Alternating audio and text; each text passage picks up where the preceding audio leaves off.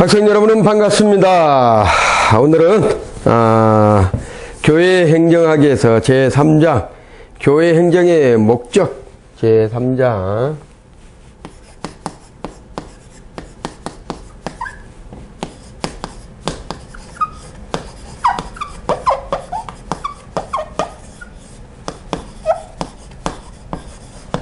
자, 교회 행정의 목적에 대해서 한번 우리가 살펴보겠습니다.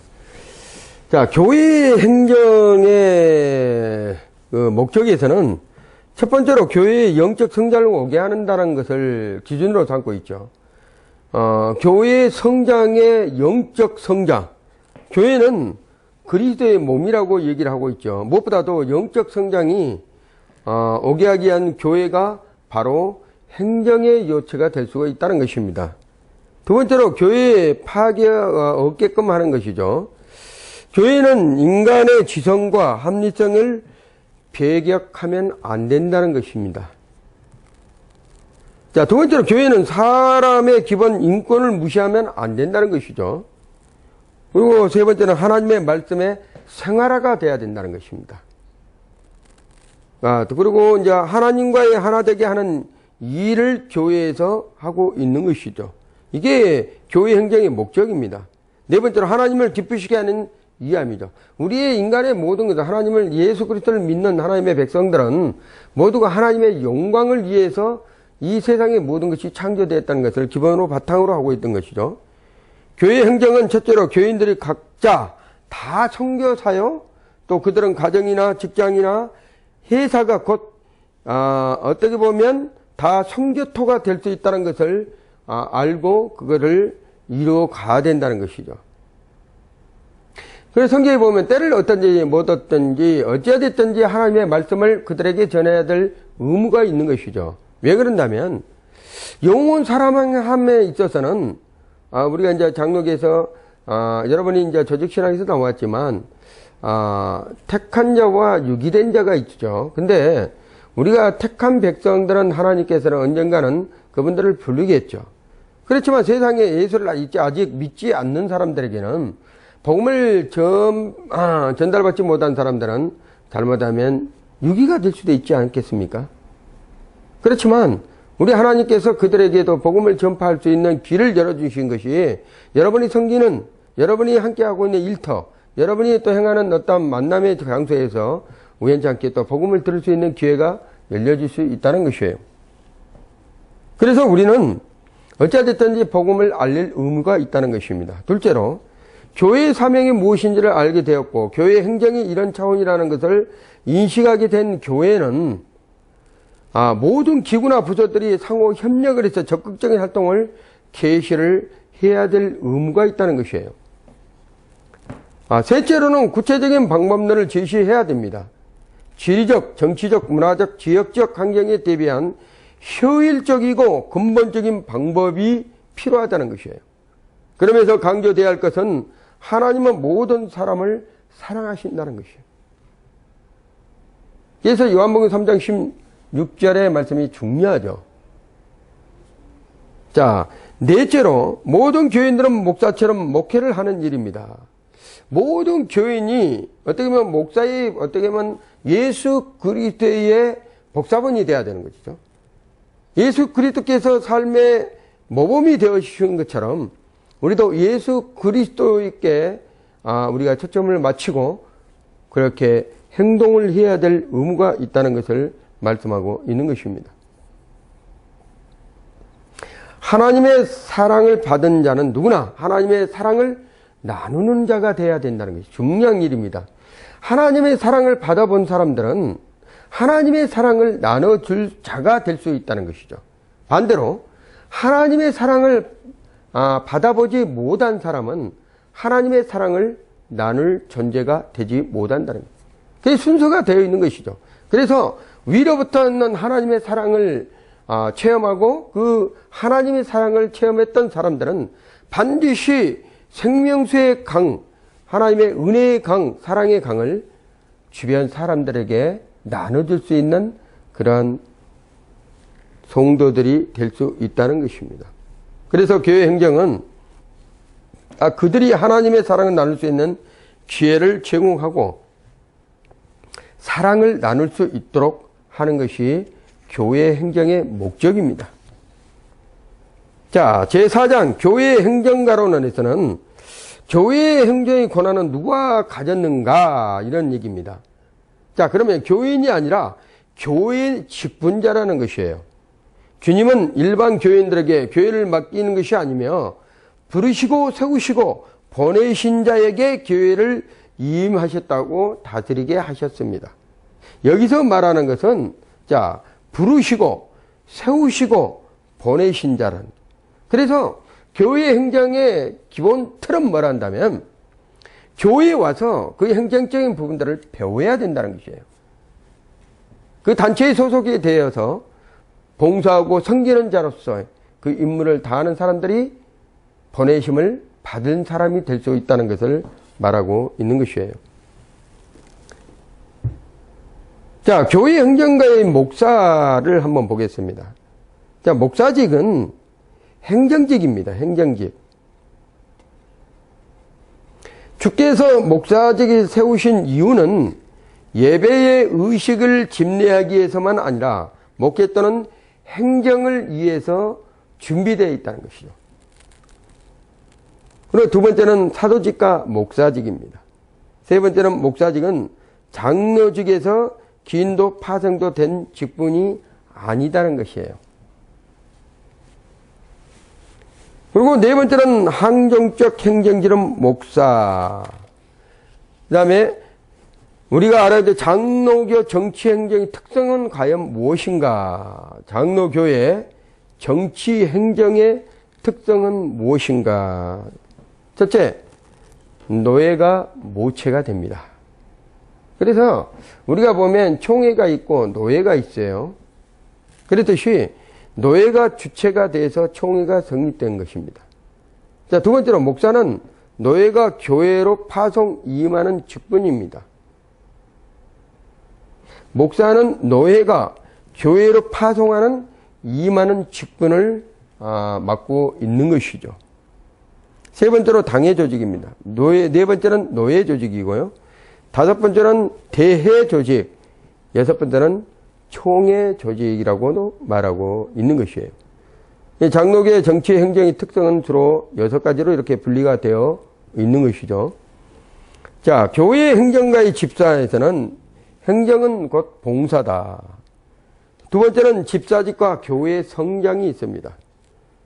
세 번째는 이중 봉사직이 있다는 것이죠. 교회 행정가의 집사죠. 이 부분을 말하고 있는 것입니다.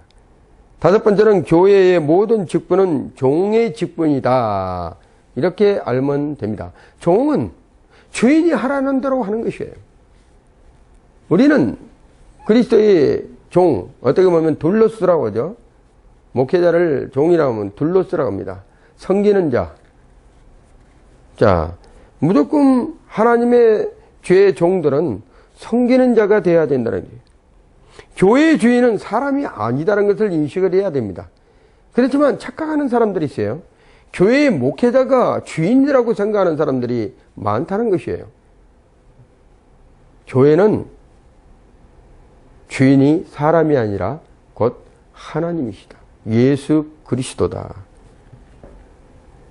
이렇게 알면 됩니다. 주님이 곧 주인님으로서 그의 고난을 각종 청지들에게 맡기셨다는 것이에요. 머리 대신 주님께서 각 지체들에게 각 해야 될 일들, 직분들을 맡기셨다는 것을 말하고 있는 것이에요. 목사에게는 목사대로, 장로에게는 장로대로, 집사에게는 집사대로 각기 해야 할 일들을 맡기시는 것을 말하고 있는 것이죠. 주님께서 맡기신 기능을 제한 모든 직분의 공통점은 곧 종의 임무라는 것이에요.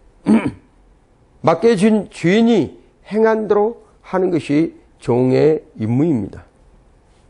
종의 업무 수행을 통한 하나님의 나라가 바로 교회의 목적이에요.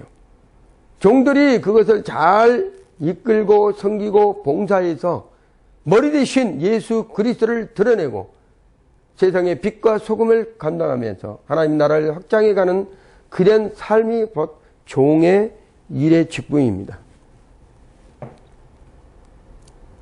두 번째로 제2부에서는 교회 행정과의 교회 행정 원리를 우리가 한번 보겠습니다. 첫 번째로 교회 행정가의 행정 능력과 지도력입니다. 행정 능력과 지도력이란 첫째로 행정의 목적을 설정을 해야 된다는 것이에요. 목회의 목적 설정을 분명히 하지 않으면 안 되는 것입니다. 목적 설정은 우리 교회가 가야 할 길과 같다는 것이에요. 목사는 그것을 명확하게 제시하고 항상 간결히 글로 또는 말로 교인들에게 잊지 않게 해야 되는 의무가 있습니다. 이것을 행정의 목적을 설정해야 되는 첫 번째 과제죠. 두 번째는 기획을 철저히 이행하도록 해야 된다는 것이에요. 어떤 목적을 이루기까지 구체적인 안을 짜야 되겠죠. 기획은 장기 계획과 단기 계획을 세워야 된다는 것입니다. 기획은 곧 준비와도 같다는 것이죠. 준비한 대로 따라가면 목적지에 도달하기 때문이란 것이에요. 그 기획을 어떻게 짜느냐에서 목적지에 갈 수도 있고 목적지에 도달하지 못할 수도 있다는 것을 말하고 있는 것입니다. 세 번째로 지휘 감독체를 설정해야 된다는 거예요. 목적을 성취시키기 위해서 언제 어디서 누가 해야 할 주무부서나 감독할 자를 설정을 해야 된다고 말하고 있습니다. 그리고 책임 소재를 분명히 해야 된다고 말하고 있죠. 자, 네 번째로 정보를 교환해야 됩니다. 자, 협조자, 감독자, 보조자, 이러한 등등 여러 사람이 항상 긴밀한 정보를 서로 나누고 언제 어디서든 대화가 될 수 있는 합을 열어하고 충고를 받는 그러한 부분 자세들을 취해야 된다는 거예요. 나만 하면 되지. 내가 모든 것을 알아. 이러한 것들은 교회에 도움이 안 됩니다. 행정에 도움이 안 됩니다. 서로 항상 귀를 열어놓고 말은 적게 하고 듣는 자세가 필요하다. 그리고 그 듣는 자세에서 항상 필요에 따라서 서로 협력해서 그 일을 이루어가는 것이 가장 중요한 지휘 감독 체계라는 것을 말하고 있는 것이죠. 그리고 정보를 교환하는 것입니다. 다섯 번째, 협조 체제를 만들어야 됩니다. 성공적인 완성을 위해서는 항상 도울 수 있는 자들에게 과정을 알리고 기도와 성원을 요청해서 공통의식을 가지도록 하는 것이 좋습니다. 기본적인 것은 뭐라 한다면 우리가 어떤 일을 추진하기 위해서 항상 기도가 선행이 돼야 되겠죠. 그리고 나 혼자 기도하는 것보다는 여러 사람한테 그거를 알려서 기도의 요청을 하는 것도 상당히 중요합니다. 여섯 번째, 문제 해결책의 모색이죠. 만일 문제가 일어나면 그 해결점이 무엇인지를 명확하게 진단해야 된다는 것이에요. 그 문제를 명확하게 진단하지 못하면 잘못하면 그 문제가 더 야기되고 커질 수밖에 없다는 것을 얘기하고 있습니다. 문제의 원인이 정확하게 무엇인지 파악을 하고 분석해서 그것을 대처하는 방법을 동원하는 것입니다. 자, 일곱 번째, 항상 신뢰해서 모든 일을 추진해야 되겠죠. 여기서 모든 일에 좌우된다는 것이에요. 이 신뢰는 믿으면 된다기보다는 실패보다도 피차 신뢰를 나눌 수 있는 신앙의 본분을 갖도록 하는 것이 더 중요하다는 것을 강조하고 있습니다. 무조건 맹종으로 믿어야 된다, 이것이 아니고 신뢰를 구축할 수 있는 그런 방안을 먼저 모색한다는 것이에요.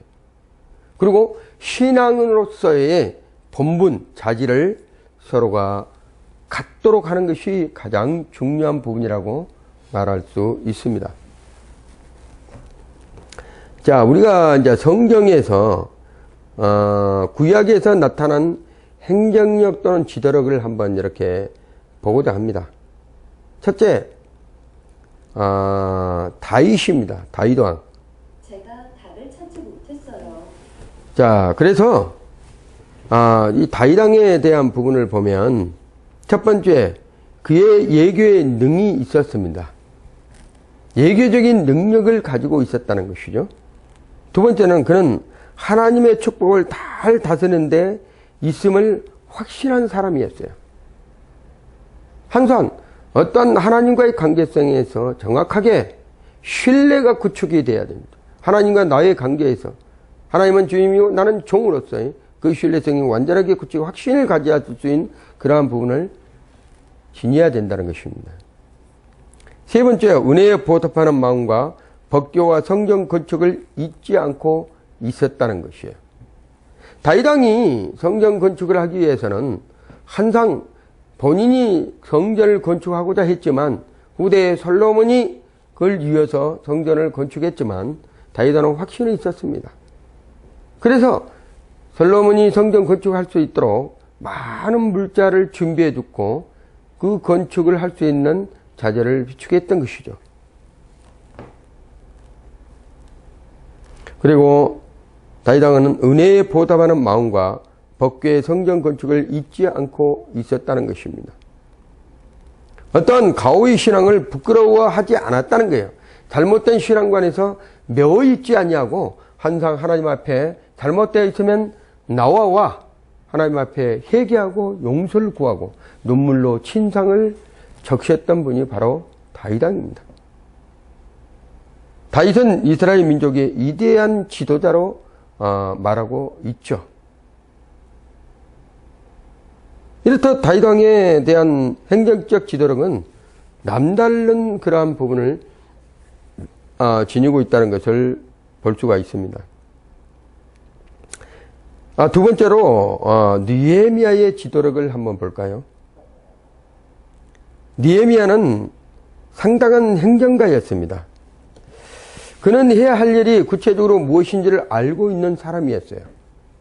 어떤 일에 도전하다면 그 일에서 내가 무엇을 어떻게 해야 될지를 먼저 알고 있었다는 것이에요. 그리고 그는 어떤 그런 일을 할 수 있는지를 아는 사람이었고 누가 해야 할 사람인지를 또한 적적 알고 있었다는 거예요. 그래서 교회 행정에 있어서 매우 중요한 것은 무엇인지 어떻게 그리고 누가를 아는 일입니다.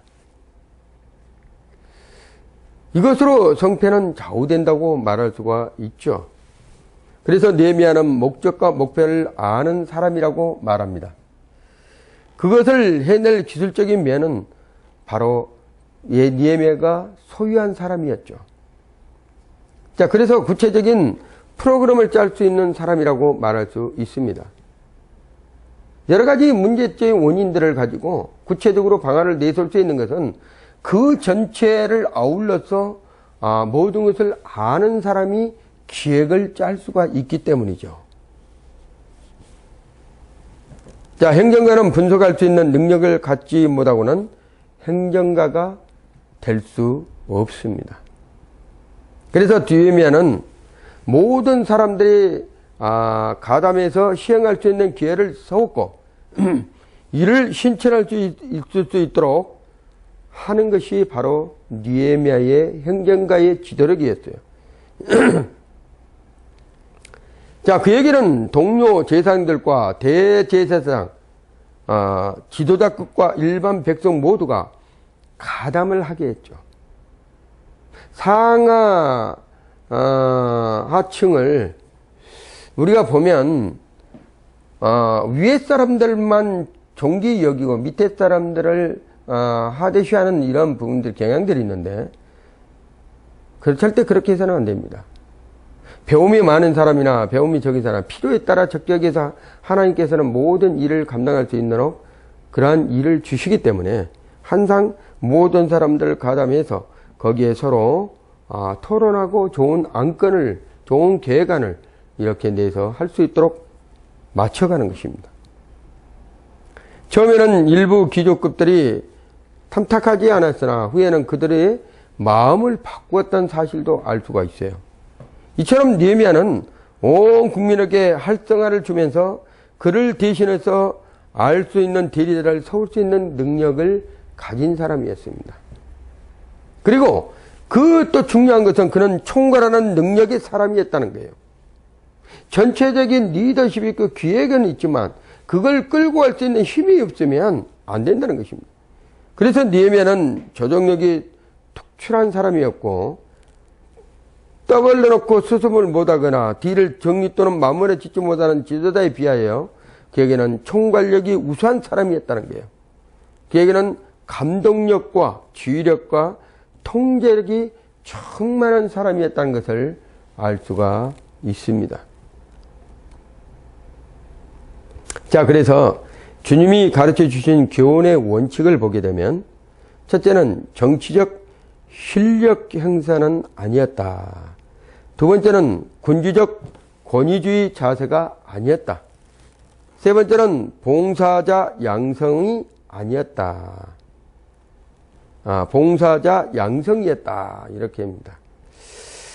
자, 그러면 세 번째, 사도들에게 나타난 행정력과 지도를 한번 볼까요? 첫째는 모성적이었습니다. 두 번째는 부성적이었습니다. 세 번째는 지도자를 양성하였다는 것이에요. 어쩔 때는 어머님처럼, 어떨 때는 아버님처럼, 그리고 또한 그 가운데에서 지도자를 양성하고 이끌어 갔다는 것입니다. 자, 행정의 은사에 대해서 한번 볼까요? 교회의 가장 중요한 은사 중에 하나는 행정의 은사입니다. 교회 행정의 유형을 보게 되면 첫 번째, 독재적 관료주의형이 있습니다. 두 번째는 가부장적인 독재형이 있죠. 세 번째는 민주적 동참형이 있습니다. 네 번째는 은사를 강조하는 도사형이 있다는 얘기예요.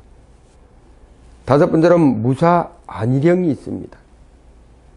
자, 여기에서 어느 스타일이 가장 좋은 유형인가, 이런 거 부분에서 우리가 많은 고민이 필요하다고 볼 수 있겠죠. 가장 적절한 스타일은 과연 어떤 유형인가는 융통성이 곧 열쇠라고 할 수가 있습니다. 그 목적을 어디에 초점을 맞출 것인가는 첫째, 주님과의 만남인 것입니다. 두 번째는 주님의 몸된 교회를 사랑하는 것이죠. 셋째는 융통성입니다. 교회 행정과는 다양한 방법으로 대처할 줄 아는 융통성이 필요하다는 것이에요.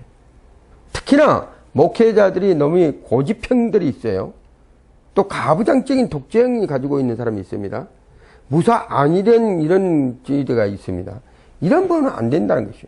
골고루 융합을 해서 그것을 잘 융통할 수 있는 지도자가 진정 행정을 잘 맡고 이끌어갈 수 있다는 것을 얘기하고 있죠.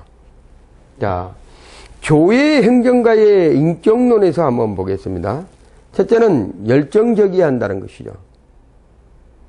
뭐든지 열정이 있어야 됩니다. 열정이 식어버리면 의미가 없어요. 그 다음에 두 번째는 일단 상호 간의 신뢰성이 구축이 돼야 된다는 것이죠. 세 번째는 근면과 성실성이 있어야 된다는 것이에요.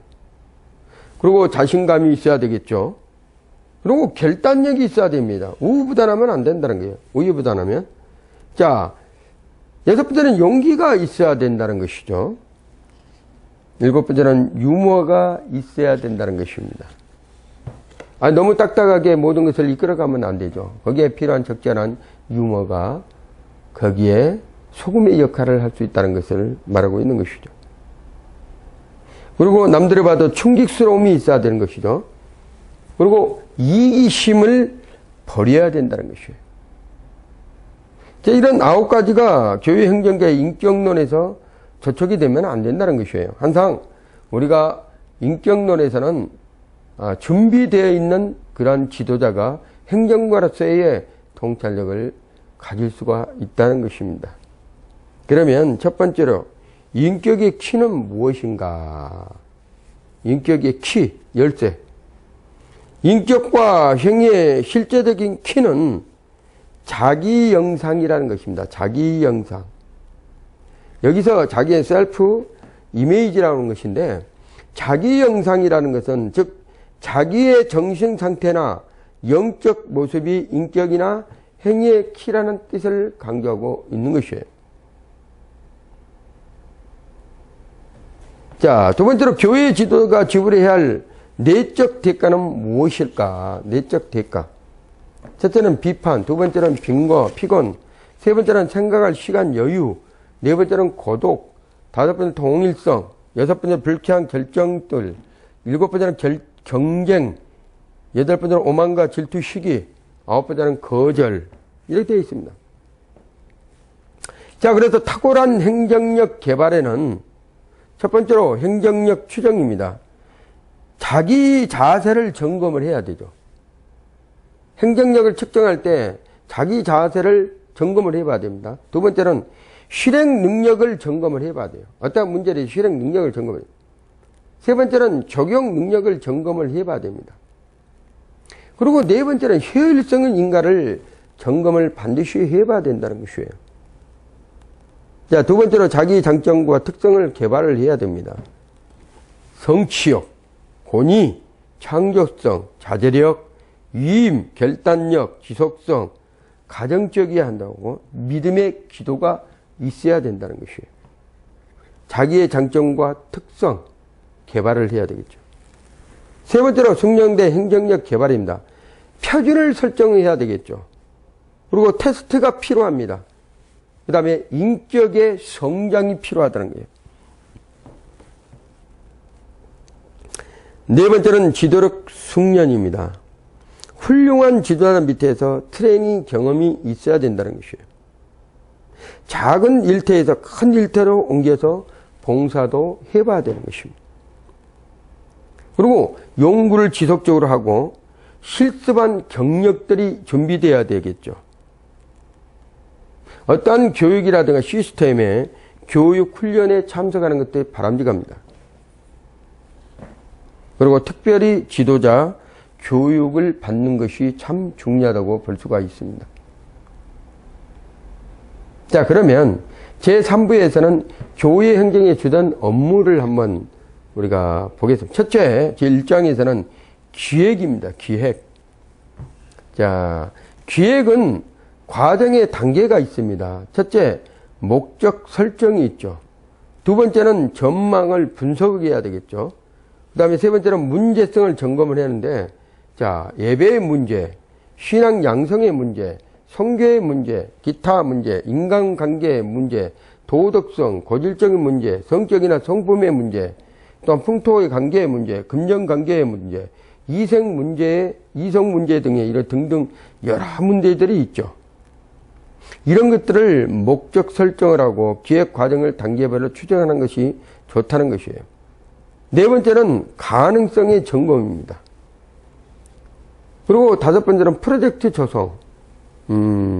이 프로젝트에 대한 몇 가지 원칙을 한번 살펴보면, 첫째는 교회의 신학적, 선교적 사명을 수행하기 위한 프로그램 기획의 우선순위를 정하는 것입니다.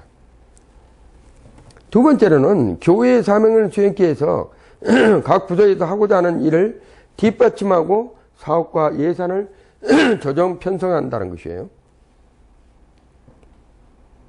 세 번째는 종합적으로 사업과 예산서를 작성을 하는 것입니다. 그래서 보다 구체적이고 사업을 수행할 시간표를 짜고 집행하거나 보조할 부서나 인력을 충원하는 것이에요. 자, 여섯 번째로는 시행안 작성입니다. 거기에 시행안 작성에서 첫 번째는 기구 조직, 인력 조절, 장비 재정 조안 조달, 일정표 작성, 평가서 작성, 축하 격려, 이런 등이 있죠. 제2장에 보면 조직 운영 체계에서 조직의 개념과 기본 원리가 있습니다. 첫째로 계층 조직의 원리가 있어요. 두 번째는 조정의 원리가 있습니다. 세 번째는 기능의 원리가 있죠. 네 번째는 고난의 이임이 있습니다. 다섯 번째는 통제의 원칙이 있죠. 여섯 번째는 명령의 통일이 있습니다. 거기에 따른 개선 조직과 망려 조직이 있는데요. 첫 번째로 개선 조직의 특징은 개선 조직은 행정의 목적을 직접 달성한 권한과 책임을 갖는다는 것이에요. 그리고 명령과 지시 계통이 수직적이어야 되고요. 신속한 능률을 올릴 수 있어야 된다는 것입니다. 그리고 안전된 조직이 필요하고 경제적이어야 된다는 것이고 조직이 너무 경직되기도 안 된다는 것이에요. 전문가의 의견이 무시되기 쉽다는 것입니다. 주관적, 단독적 조치가 자주 있다는 것입니다. 유능한 인재를 기르지 못하고 자발적인 발전이 될 수 없다는 것을 강조하고 있죠. 이게 개선 조직의 특징입니다. 막료 조직의 특징은 참모 조직은 직접적인 명령과 지휘를 할 수 없다는 것이에요. 참모 조직은 개선 조직의 장에서 자문하는 지위에 있다는 것입니다. 세 번째는 개선 조직에 공부할 수 있으며 명령이나 지시도 할 수 있다는 것을 말하고 있어요. 세 번째는 목회 경영사는 5가지 조직 이론이 있는데요. 첫째는 전통적인 이론, 두 번째는 카리스마적인 조직, 세 번째는 인간관계를 위한 조직, 네 번째는 관료적 조직, 이렇게 조직 계통에 대해서 얘기를 하고 있죠. 그리고 5번째는 계통 조직으로 분류하고 있습니다. 자, 네 번째 장로교회 행전 조직의 실제를 보게 되면 첫 번째는 당회는 7위에 재직회 공동위에서 협의회를 결성을 합니다. 두 번째는 당회의 특성, 당회는 조직교회, 지교회 또는 개교회를 처리하는 기구라고 말하고 있죠. 당회에서 또 당회는 지교회에서 최고의 7위 기구단체입니다. 세 번째는 당회는 목사 없이는 구성될 수가 없죠. 네 번째는 장로들로만은 교회나 노예 또는 대회나 총회 모든 성회도 위원회나 특별기구도 조직할 수 없다는 것입니다. 다섯 번째는 장로는 당회나 또는 회장이 되는 직분이 아니다는 것이에요. 목사는 당회원이 아니고 장로가 아니다는 것입니다. 당회장은 당회에서 뽑는 직분이 아니다는 것입니다. 당회에는 이임 참석이 안 됩니다. 노예에서 지교회 당회를 대행하는 특별 당회는 임명할 수 없다는 것이에요.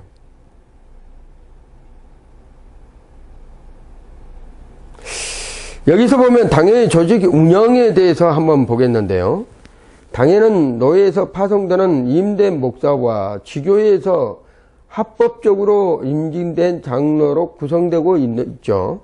당회는 장로 가번수로 성회된다는 것을 말하고 있어요. 자, 당회의 권한은 어떤 것인가? 당회는 교인들의 영적 생활을 돌본다고 그랬죠. 교인들의 교회의 일원으로서 의무와 권리를 수행할 수 있도록 교회 출석을 지도하고 교인을 교훈하고 권책도 하면서 성만찬에 참여하기도 하고 신앙의 향상을 독려하고 교회 학교를 운영하고 선교기관을 지도한다는 것을 말하고 있습니다. 그리고 예배를 회중들과 시행을 하고 교회 음악을 지도하면서 각종 집회를 결정하면서 지도하고 있다는 것이죠. 교회의 헌금과 교회의 재산과 교회의 건물을 관리하고 노예의 총대를 파송하고 참석하면서 교회에서 보고하고 교회의 사법권을 수행한다고 있습니다.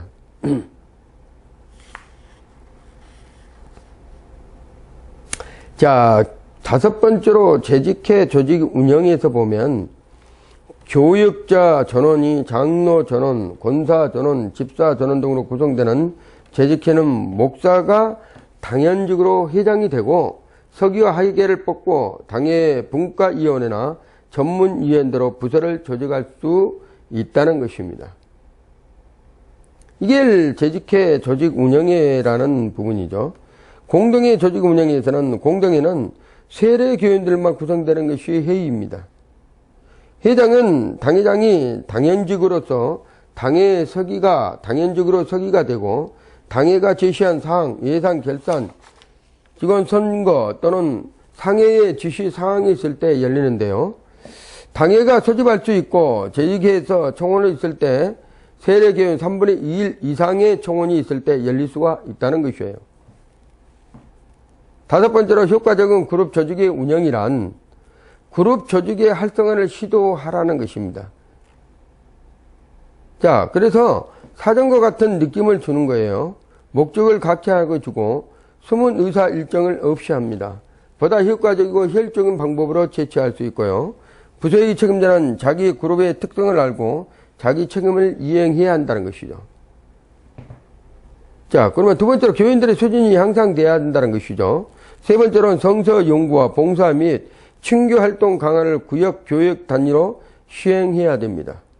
성서 연구를 통한 영적 훈련 그룹 활성화, 교역 교회 운동, 구역 교회를 위한 평안 통신도 운동 활성화를 얘기하고 있는 것이죠.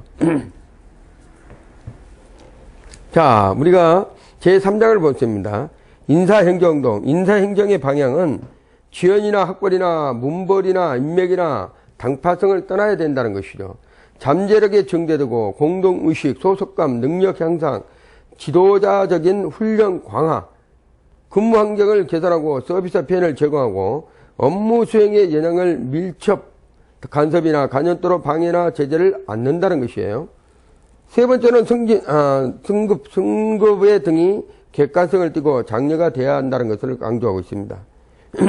교회 내 인간관계나 성교활동이 그리고 교육 능력을 위해 기획, 조정, 통제, 평가를 당회장은 부교육자들의 세미나를 또는 수양회 또는 기도를 통해서 기초하고 발전시키고 있다는 것이에요. 여섯 번째는 교회 정치 압력이나 부당한 처우 등을 당회장은 주시하고 조절하고 있습니다. 이것을 인사행정론에서 인사행정의 방향을 지금 제가 말씀해 드리고 있는 것이에요. 인사행정기관이란 교회 인사행정기구나 기관은 어디서 한다면 당회에서 하는 것이에요. 세 번째로 부교육자 인사관리는 부교육자는 동역자입니다. 업무를 명확히 구분하여 일을 맡기는 것이에요. 양성과 육성이 있습니다. 문제가 생겼을 때는 돌봄과 치유가 필요하다는 것이에요. 늘 신앙적으로 모범을 보여야 한다는 설교나 교훈과 가르침을 필요로 하고 있죠. 행정과 목회는 다릅니다. 그러나 목회는 행정이요, 행정은 목회입니다. 심할서도 받아 놓을 수 있고 사표도 받아 놓을 수가 있습니다. 그러나 하나님 앞에 그래서 부끄럽지 않아야 하고 그 한 인간을 불쌍히 여겨야 한다는 것이죠. 사랑해야 하고 그것이 목회요, 행정이라는 것을 말하고 있는 것입니다. 제4장의 재무행정은 교회 재정은 헌금입니다. 신앙의 돈 위에 있어야 됩니다. 예산 편성의 원칙, 예산은 일반의 원칙이 있고 완전성의 원칙, 공개의 원칙, 명료성의 원칙, 단일성의 원칙, 제한성의 원칙, 사전 승인, 일반 회계와 특별 회계로 나뉩니다. 자, 예산 편성의 과정에서는 편성, 심의, 집행, 회계, 감사는 4개의 과정을 밟고 있죠. 이 과정이 교회에서 보통 1년 단위로 하고 있다는 것이에요. 교회의 정책에 따라 목사, 목회 방침에 따라 예산을 편성하는 것이 실제화되고 있다는 것을 말하고 있습니다. 당회들에게 예산 편성 방침 시달화를 하고요. 당회원은 각 상임위원장으로 자동 예산위원, 연방이라고 하죠. 성격을 띠고 있습니다. 각 위원회별로 예산 요구서를 작성하고 재정부, 재직회에서 사정을 합니다. 당회에서 승인, 당회의원들과 예산을 작성하고 예산 재직회에서 공동위에 회부를 하는 것으로 순서로 되어 있습니다. 제5장 커뮤니케이션. 자, 커뮤니케이션. 자, 첫째 말하기보다 듣는 자가 되라. 이렇게 얘기를 합니다. 두 번째는 통로, 저의 여인과 개선 방안. 거기에 따르는 언어의 장애, 사고방식의 차이, 지위상의 차이, 지리적 거리, 신앙 간의 차이, 전통성 사고방식 등으로 이러한 부류들이 있는 것이죠. 제6장의 정책비 의사결정에서는 정책결정이라는 것은 장래의 주요 행정지침을 결정하는 동택적 과정이라고 말하고 있어요. 의사결정은 운영방침이나 주요 계획 달성을 위한 최선의 방안을 선택하고 결정하는 것을 말합니다. 첫 번째로 정책결정 과소의 요소들은 일어난 문제는 세워진 규정이나 원칙에 입각해서 포괄적으로 풀 수 있어야 한다는 것이고, 두 번째는 문제 해결의 답이 충분한가 이런 것입니다. 세 번째로 최저선이나 충족성을 놓고 협상하기 전에 무엇이 옳은가를 먼저 생각을 해야 되는 것이죠. 그리고 네 번째는 수행하는 것입니다. 거기에 따른 정책 의사 결정의 단계에서는 조사하라, 연구조사하라, 그 다음에 분류하라, 정착시키리라, 이런 부분들을 가지고 있습니다. 자, 7장에서는 효과적인 행정관리론에서는 효과적인 행정관리를 위한 가이드가 있습니다. 첫째, 정직한 인격, 정직한 지도자를 믿는다. 그에게 보고자 한다. 정직은 인격이고 고결은 정직한 자의 철학이다. 중요한 얘기예요. 정직은 재산이고 정직은 능력이고 정직은 가장 큰 효과적인 지침이다. 자, 미래를 강조합니다. 미래를 볼 줄 알고 미래를 강조하면 미래를 사는 자는 곧 선지자적인 지도자다. 교회 행정가는 교인들에게 미래를 강조하고 희망을 주어야 한다는 것이죠. 희망은 곧 미래이기 때문입니다. 이것이 신앙이다. 언제나 희망적이며 미래적인 자는 좌절도 시리도 절망도 하지 않는다는 것이에요. 거기에 따라 원인을 분석하고 풀어주라. 타협보다 하해를 중요시 여겨야 하고 최고의 책임자는 한편을 들지 말라, 이런 얘기 있습니다. 그리고 한 영혼이라도 중시 여겨야 된다. 그리고 오난 없는 인사 행정이 있어야 됩니다. 다섯 번째는 공정한 지침으로 해야 되고, 여섯 번째는 윗사람 노릇은 어떻게 해야 하나. 첫째, 보수에게 어떻게 해야 하나. 예수맨만 되지 말아야 된다는 거예요. 불충의 사람이 되지 말아야 된다는 거예요. 멋있는 보수 노릇을 하라는 얘기예요. 마음, 돈을 쓰라, 시간을 주라. 큰 나무 밑에서 자라는 말이 있다. 큰 사람 밑에는 배울 것이라고 많다. 는 말이 있고, 실제로 큰 인물에게 얻는 것이 많습니다. 스승을 두라는 말입니다. 배우는 것이 많을수록 좋다는 것이죠. 진실로 교회를 사랑하고 교회를 사랑하면 아랫사람을 자기 식구와 같이 사랑하는 큰 나무를 찾아서 수련기를 보낸 후보자들이 참으로 큰 나무가 되는 길을 찾은 것 같다고 말하고 있습니다. 마지막으로 제8장입니다. 교회 행정의 원동력이 있어요. 교회 행정의 원동력이 사랑입니다. 교회 행정은 하나님이 중심이죠. 자, 그래서 목회와 행정의 성패를 인위적으로 측정하지 말아야 됩니다. 하나님으로부터 A+ 맞는 행정과 설교가 되어야 된다는 것이에요. 그리고 성육신의 행정이 되어야 된다는 것이죠. 사람을 주시하는 교회 행정 프로그램은 사람을 위해서 있습니다. 성도의 교제를 중시해야 되겠죠. 그래서 하나님 나라의 건설에는 목회나 행정의 목적은 하나님의 나라를 건설할 수 있는 신앙인의 양육이고 교회 교육 훈련이다, 이렇게 말합니다. 자, 그래서 교회는 세상보다 한 차원 높은 사고와 의식과 강구를 가져야 하고요. 따라서 교회는 세상보다 한 차원 높은 행동과 자서와 행함을 가져야 한다고 말하고 있는 것이죠. 그래야 세상을 구원하고 하나님 나라로 이끌 수 있기 때문입니다. 한국교회가 주님께서 세우신 교회가 되고 주님께서 선포하신 하나님의 나라를 건설하려면 계획되지 않으면 안 될 때의 위기에 처해 있습니다. 코로나 이후로 한국교회가 상당하게 침체되어 있는 이런 시기에 놓여 있죠. 한국교회가 다시 살 수 있는 것은 바른 행정과 바른 목회가 정립되어야 된다고 말합니다. 자, 그래서 계획의 주체들로 선택된 우리들의 사면적 헌신이 요구되고 이 시대에 주님께서 기뻐하신 참 그리스도의 교회를 세워나가는 진정한 헌신이 필요할 때가 지금 시기가 아닌가 싶습니다. 우리 사랑하는 신학생 여러분들께서 이 시대에 하나님께서 가장 필요로 한 행정가의 지도자로서 다시 한번 침체되어 있는 이 한국교회를 살려내는 그러한 모두가 되시기를 예수 이름으로 기도합니다. 다음 시간에 뵙겠습니다. 감사합니다.